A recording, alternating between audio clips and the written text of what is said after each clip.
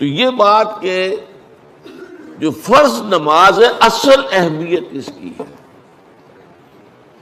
ہمارے ہاں عام طور پر مذہبی حلقوں میں اور خاص طور پر جو ذرا متصوفانہ انداز کے رنگ کے لوگ ہوتے ہیں، وہ فرض کو تو بس ایسے ہی ادا کر لیتے ہیں جیسے بس اس کی کوئی اہمیت نہیں ہے، بلکہ بعض لوگ وہ بھی ہیں کہ جو فرض کو ترک کر دیتے ہیں، نوافل پر سارا زور ہے، صرف رات کی نماز پر زور دیا جا رہا ہے۔ فرض نمازوں یہ ہم نے دیکھے ہیں، ایسے لوگ بالفعل دیکھے ہیں۔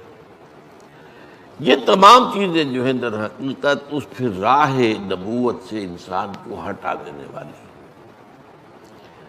فرض کتنا فرض، نفل کتنا نفل۔ نوافل کے بارے میں جو ہے شریعت سے ثابت ہے، وہ تہجد بھی نافلۃ لک، حضور کے لیے تو لازم تھی، باقی کے لیے لازم نہیں ہے۔ جو قیام اللیل شروع میں تھا وہ لازم نہیں ہے۔ ہاں رمضان مبارک میں اس کی تشویق ہے، ترغیب ہے، وہ خاص ایک مہینہ ہے، اس میں دن میں کھانا پینا جو ہے وہ حرام کیا گیا، تو رات کو 2/3 رات یا 1/3 کم سے کم 1/3 رات جاگو اللہ کے قرآن کے ساتھ، اللہ کی کتاب کے ساتھ۔ تو یہ اصل میں جو توازن ہے یہ جو ہے بہت ضروری ہے۔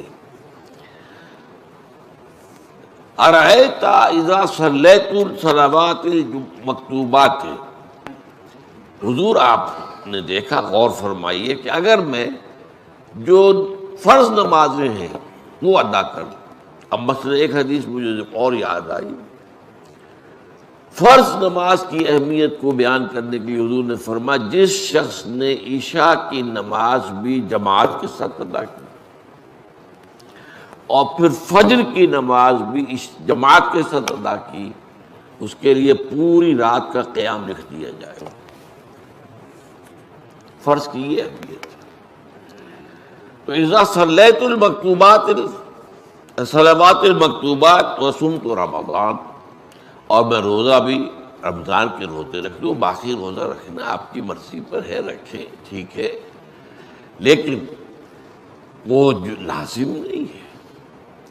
نجات کے لیے لازم جو بیس لائن ہے وہ جو عبادات فرض، اس کے بعد جتنا آدمی اضافہ کر سکے، حالات کو بھی دیکھے۔ بعض حالات ایسے ہوں گے کہ اس میں اصل اہمیت جہاد کی ہو جائے گی، قتال کی ہو جائے گی۔ اب ایسا حال بھی ہو سکتا ہے کہ اسلامی نظام قائم ہے، اسلامی حکومت قائم ہے، نظام خلافت قائم ہے، تو اب قتال کا معاملہ جو وہ حکومت کے ذمہ ہے، حکومت انتظام کرے گی۔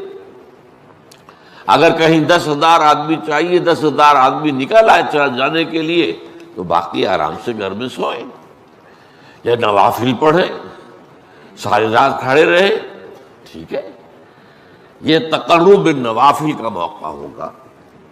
لیکن اگر اللہ کا دین جو ہے وہ مغلوب ہے، پامال ہے، اسے پاؤں تلے رودا جا رہا ہے، شریعت کی دھجیاں بکھیری جا رہی ہیں، اوامر کا استہزاء ہو رہا ہے، اور جو منکرات ہیں ان کی تبلیغ ہو رہی ہے، اس وقت آدمی نوافل میں لگا رہے گا، وہاں تو فرض ہو جائے گا امر بالمعروف نہی عن المنکر، جہاد، اس کی جو بھی تقاضے ہوں، اس وقت سارے تقاضے اس کو بیان کرنے کا موقع نہیں ہے، اس وقت اصل شے وہ ہوگی۔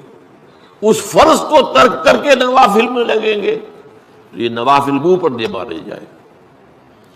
اس کو بہت زیادہ نمایاں کرنے کے لیے میں مثال دیتا ہوں، ذرا سوچئے۔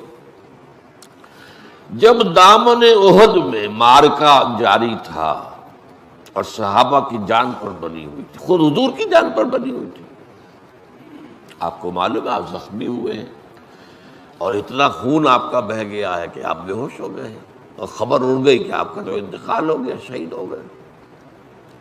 اس وقت اگر کوئی شخص مسجد نبی میں بیٹھا ہوا درود کی تسبیح پڑھ رہا ہو، یا کوئی اور نوافل ادا کر رہا ہو، یا قرآن پڑھ رہا ہو، تو اس کے بارے میں کیا حکم آپ کا ہوگا؟